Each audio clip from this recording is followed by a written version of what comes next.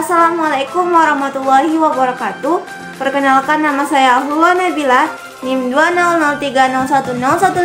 Saya dari kelas AET 1. Di video kali ini saya akan menampilkan hasil praktikum saya yang berjudul kurva sigmoid.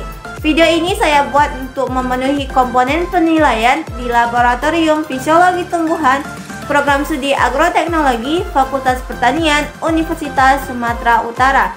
Nah, sebelum saya lanjut ke hasil yang telah saya dapatkan, saya akan menjelaskan sedikit tentang apa itu kurva sigmoid. Kurva sigmoid adalah kurva yang menunjukkan laju pertumbuhan suatu tanaman, di mana seperti yang kita ketahui bahwa tanaman juga mengalami pertumbuhan dan perkembangan. Nah, dari kurva ini juga kita dapat mengetahui bahwa ada 3 fase pertumbuhan pada tanaman. Yang pertama adalah fase logaritmik, yaitu fase di mana laju pertumbuhan meningkat secara eksponensial sejalan dengan waktu. Yang kedua adalah fase linier, yaitu fase di mana laju pertumbuhan berjalan secara konstan. Dan yang ketiga adalah fase penuaan atau senesens, yaitu fase di mana laju pertumbuhan mulai menurun dikarenakan tanaman telah mencapai kematangan atau mulai menua. Nah, untuk mempersingkat waktu, mari kita lanjut ke prosedur, hasil, serta pembahasannya. Check this out. Alat dan bahan yang digunakan adalah yang pertama benih jagung dan benih kacang tanah sebagai objek teliti, 2 tanah topsoil sebagai media tanam dan pupuk kompos sebagai campuran media tanam tambahan, 3 pupuk SP36 KCl dan urea untuk mensuplai hara bagi tanaman, 4 air untuk menyiram tanaman, 5 cangkul sebagai alat untuk mengolah tanah, 6 polybag sebagai wadah media tanam, 7 wadah perendaman sebagai tempat untuk merendam benih, 8 wadah penyiraman sebagai alat untuk menyiram tanaman, 9 meteran sebagai alat ukur tinggi tanaman, 10 buku sebagai alat untuk tempat data dituliskan, 11 pena sebagai alat untuk menulis data. Pertama, persiapan media tanam. Untuk media tanam disiapkan tanah topsoil dan pupuk kompos dengan perbandingan 2:1, dicampurkan dan dimasukkan ke dalam polybag yang berukuran 10 kg. 2. Persiapan benih. Biji terlebih dahulu direndam dengan air selama 15 menit, kemudian biji yang tenggelam di dasar media perendaman dijadikan sebagai benih untuk ditanam, sementara yang mengapung dibuang. 3. Pembuatan lubang. Lubang tanam dibuat dengan cara menugal dengan kedalaman 2 cm sebanyak 1 biji per lubangnya, dan dalam satu polybag terdapat 2 lubang dengan jarak 5 cm. 3. Penanaman. Ditanam pada media yang sudah disediakan dan benih yang sudah dipilih dan ditanam pada lubang yang telah dibuat terlebih dahulu. 5. Penyiraman. Penyiraman dilakukan pada pagi dan sore hari, terutama pada saat perkecambahan dan pembentukan polong, dan penyiraman tidak dilakukan ketika hujan turun. 6. Penjarangan. Dilakukan pemotongan pada tanaman yang telah berumur 1 MST dengan cara menggunting tanaman tersebut dan disisakan 1 tanaman yang lebih unggul per polybag. 7. Pemupukan. Diberikan pupuk pertama yaitu SP36 pada saat umur tanaman sudah 2 MST dengan takaran 1,19 gram untuk tanaman jagung dan 0,5 gram untuk tanaman kacang tanah. Kemudian diberikan pupuk kedua yaitu pupuk urea dan KCl pada saat umur tanaman sudah 3 MST dengan takaran 1,75 gram dan 0,5 gram untuk tanaman jagung dan 0,37 gram dan 0,5 gram untuk tanaman kacang tanah. 8. Pengambilan data.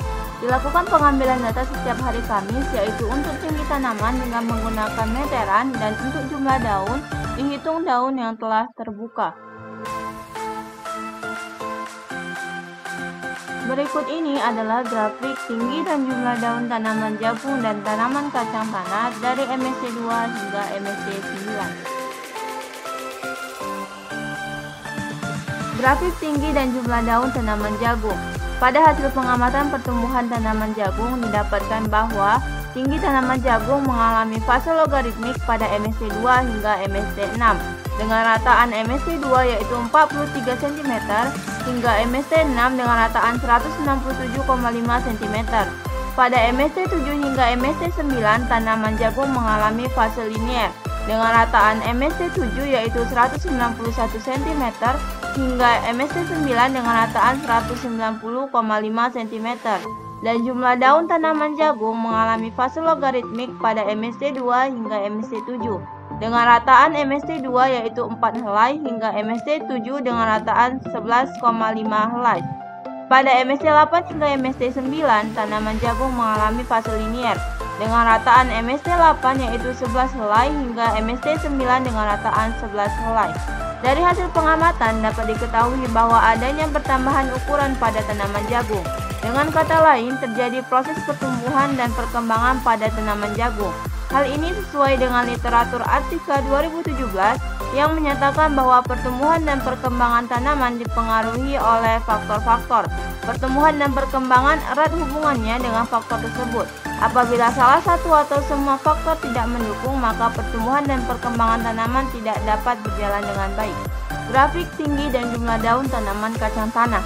Pada hasil pengamatan pertumbuhan tanaman kacang tanah didapatkan bahwa tinggi tanaman kacang tanah mengalami fase logaritmik pada MST 2 hingga MST 7 dengan rataan MST 2 yaitu 10 cm hingga MST 7 dengan rataan 28 cm. Pada MST 8 hingga MST 9, tanaman kacang tanah mengalami fase linier dengan rataan MST 8 yaitu 29,5 cm hingga MST 9 dengan rataan 30 cm. Dan jumlah daun tanaman kacang tanah mengalami fase logaritmik pada MST 2 hingga MST 7 dengan rataan MST 2 yaitu 4 helai hingga MST 7 dengan rataan 11,5 helai.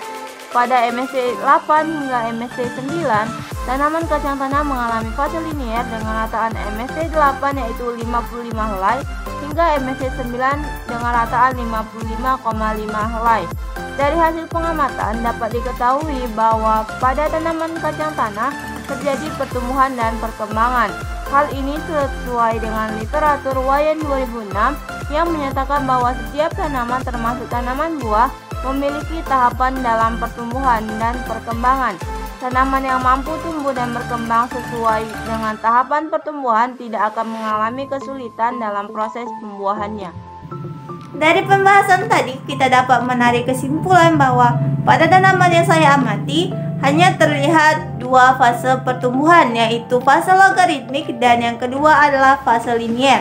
Pada umumnya fase logaritmik terjadi pada MST kedua hingga MST ke-7 dan fase linier terjadi pada MST 8 hingga MST 9. Nah, demikian hasil praktikum yang telah saya lakukan. Lebih dan kurangnya saya mohon maaf.